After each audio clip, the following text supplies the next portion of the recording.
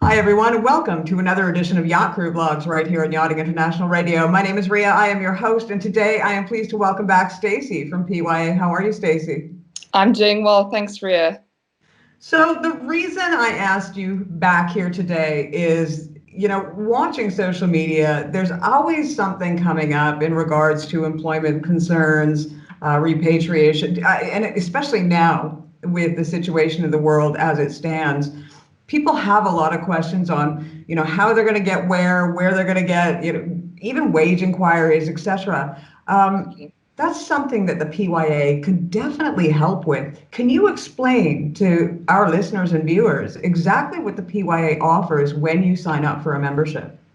Yeah, sure. So, as I mentioned last time, the PYA operates as a not-for-profit organization, and it's run by a number of current crews. So a lot of captains who are actually working in the industry are part of our council and our board, but then also a lot of ex-crew run. So the PYA really understands, the challenges that crew are faced with, and that is why. So we have a couple of core services that we offer our members. So I can run through these services with you. So, we've been appointed by the MCA to verify sea service time for crew. So we issue crew with a valid sea service record book.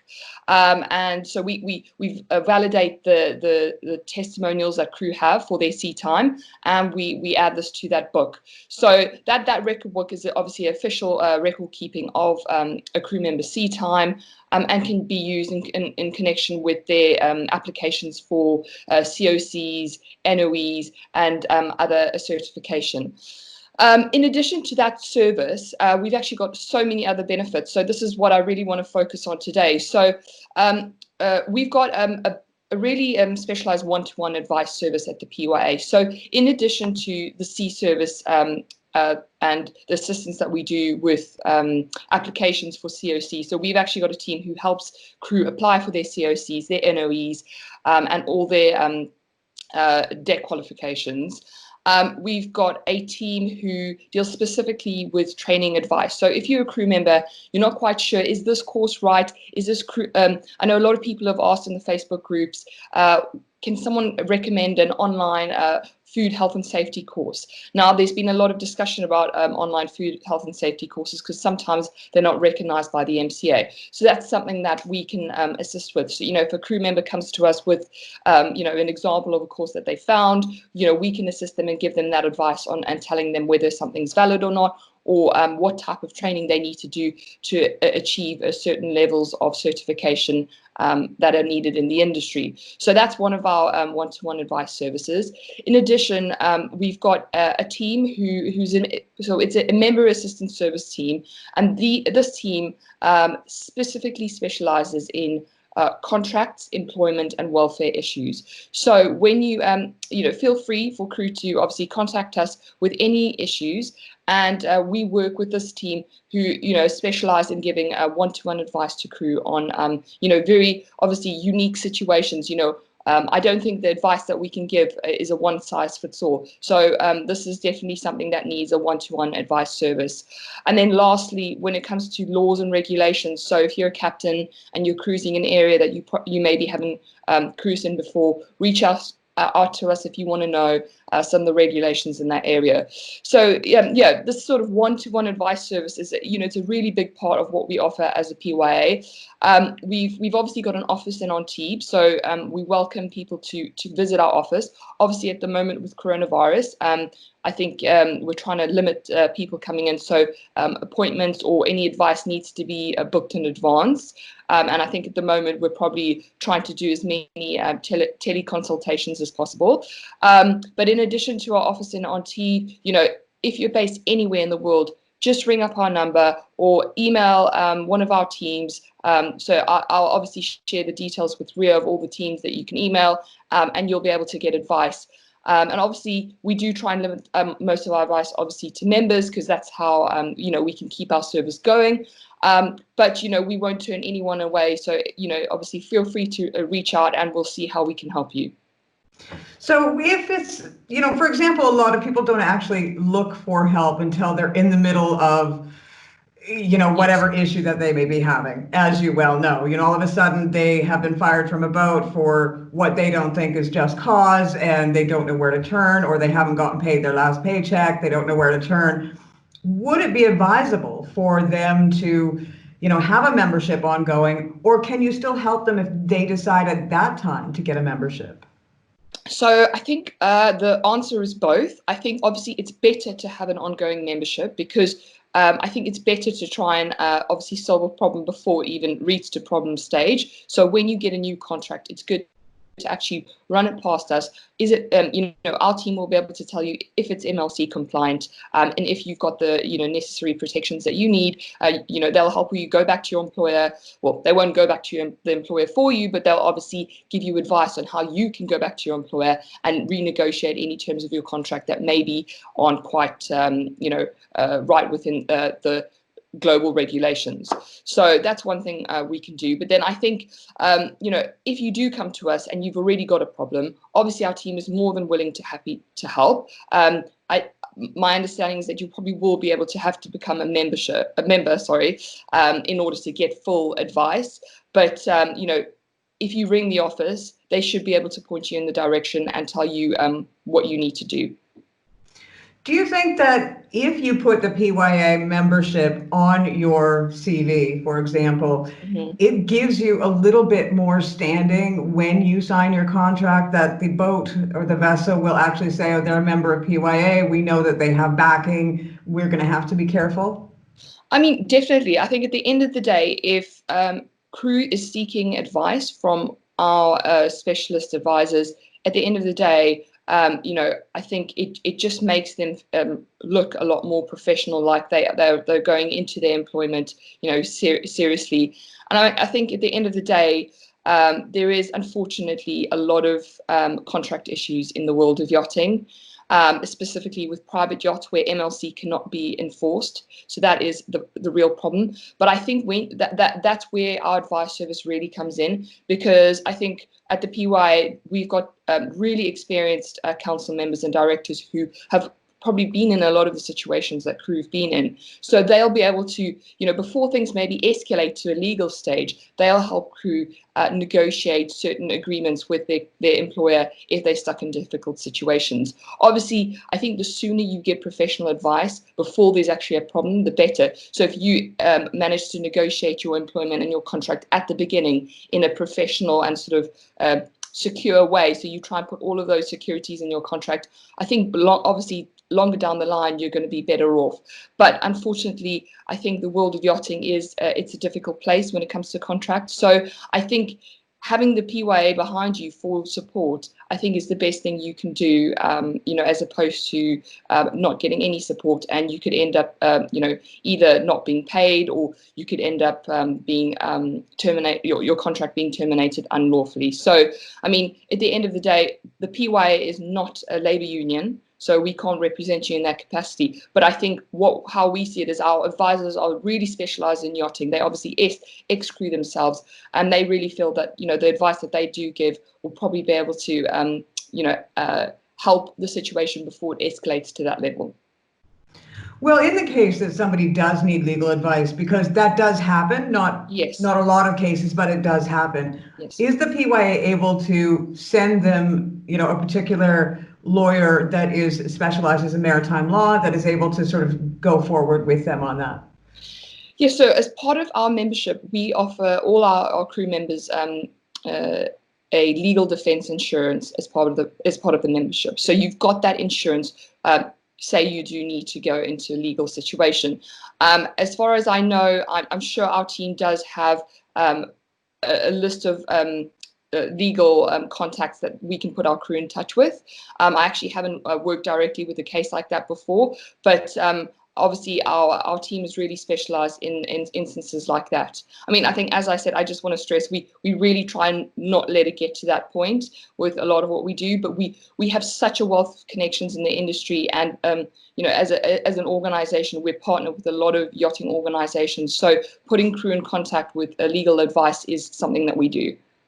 So the possibility to be a mediator as well, without actually taking that extra step to go into, lawyers and court, et cetera, the PYA could be a mediator in that case. So I don't think we act as a mediator, but we act as almost a sort of a personal advisor to the crew member. So obviously we advise the crew member and then allow the crew member to then mediate with the employer directly. I think when it comes to sort of actual mediation, I think that needs to be done by either a legal personnel or potentially a labor union. But I think that's that's the capacity that we function in. Is we're more an advisory service. So what is the cost?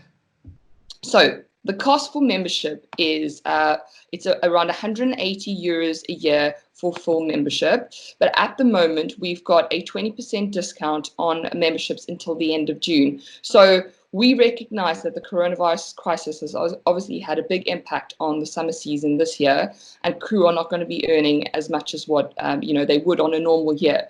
So we're offering 20% discount because we know that crew still have to get certification this year, CE service verified, and obviously we are still going to need advice, and potentially this year more than ever might need advice, depending on how things go. We don't know if there's going to be a resurgence of the coronavirus crisis, which in which case would probably leave a lot of crew at the moment who've recently been hired in the Med unemployed. So, more than ever, we do believe that, membership is really important at the moment. So, if a crew member wants to take advantage of the 20% discount, they can directly call our office, or if they go on our website and they click join the PYA, they'll see our 20% discount details there, and they'll just need to put in the discount code, which is DCONF for deconfinement, so DCONF 20. But all the details are on the join page on the website, so you don't need to remember that.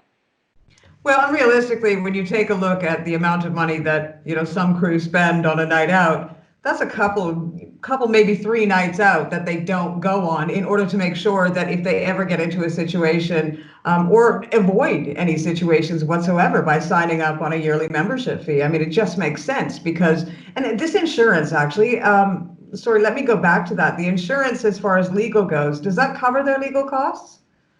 So obviously, it depends on the legal situation. It definitely does. It's legal defense insurance, so it obviously covers a portion of the legal defense. If you want to find out the full details of our legal defense insurance, go have a look at our website, or give one of our consultants a ring if you are potentially going into a legal situation and you want to take advantage of that. So it does cover the legal defense. At the end of the day, obviously, insurances are broad, so you will need to check exactly what that covers. Well, I mean, it just sounds like you're probably insuring yourself less headache in the long run, yes. And making sure that all your bases are covered. I mean, it just really makes sense for someone to have the PYA on their side from the beginning. Definitely. I mean, in the world of yachting, I think a lot of yachties sometimes feel that they're on their own in the battle if they have a disagreement with their captain or line manager or management company or even owner. Obviously with the amount of money behind some of the owners in the industry, obviously, I think as a crew member, you can feel fairly insignificant. But I think at the end of the day, there's certainly a lot of laws protecting crew. And this is where, reaching out to the PYA to get advice is really important because, it's important, number one, not to feel alone. And number two, if you can consult really experienced ex-crew members who've been through potentially what you've been through, they'll be able to give you advice on exactly what to do, because some of our council members who have been through exactly some of the situations that crew have been through, so they know how things sort of turn out. And they can advise them on exactly the best way to sort of go with the employer. At the end of the day, we always advise trying to settle things mutually, and that's why, based on the advice that we give crew, we hope that they can go back and settle it. But obviously, things don't always work out that easily. Well, another thing, excuse me, another thing that has been raised lately is mental health in the last few years. It's become a really big issue within yachting crew. Do you guys have some sort of services or counselors that you can send them to? Yes.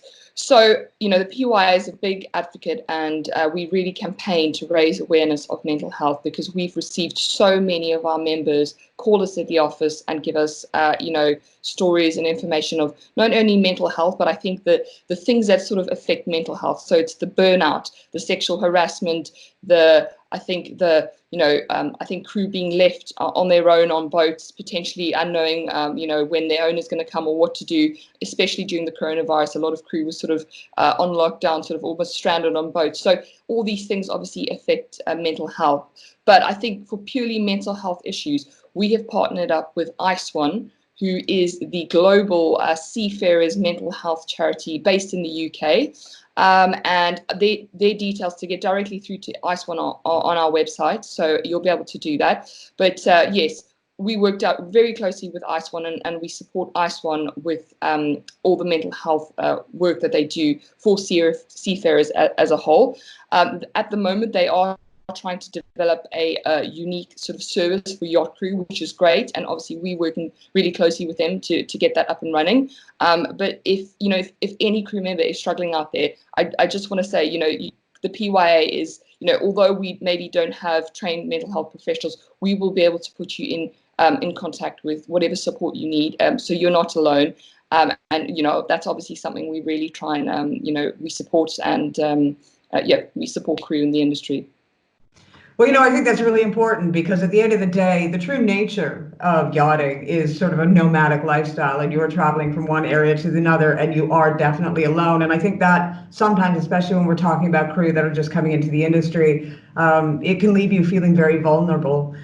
So to be able to have someone like the PYA, knowing that you've got a team of people backing you wherever you are in the world, and whatever situation may happen within your realm of yachting and work, I think is such a bonus, really. Yeah, definitely. I mean, I really think that the service that the PYA offers the industry it's really invaluable, and it's definitely a niche, as we are the only organization who specializes in yacht crew solely. We don't look at seafarers as a whole. We specifically, specialize in issues that affect yacht crew. So we do have maritime lawyers qualified on our team, who will be able to sort of look at the MLC, look at your contract, and verify it against MLC. But I think in general, we really try and have a robust team to try and help crew as much as we can. Well, Stacey, I thank you ever so much for explaining a little bit about what the benefits are, and I would really recommend for any crew out there that haven't signed up to the PYA, make sure and take out your membership. I mean, the cost is tiny, realistically, yes, when you told me what the cost is. Just on the cost, just to clarify, Ria, I had said 180 euros, but it's 185 euros for a full member. If you are shore-based, so maybe you don't have employment right now, or you don't see the need to getting your sea service verified at the moment, you can take out a shore-based membership, which is 75 euros a year, and that will still allow you all the advisory services that we offer. And right now, that is a 20% off discount as well, right?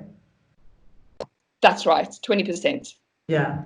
Wonderful. Well, Stacey, thank you once again for coming on board here at YIR. I really appreciate your time. Thanks, Ria. Yeah, it was great talking to you, and thank you very much for promoting the PYA for us. No worries. Once again, you've been watching another edition of Yacht Crew Vlogs right here on Yachting International Radio. My name is Ria. I have been your host. Tune in again for another episode.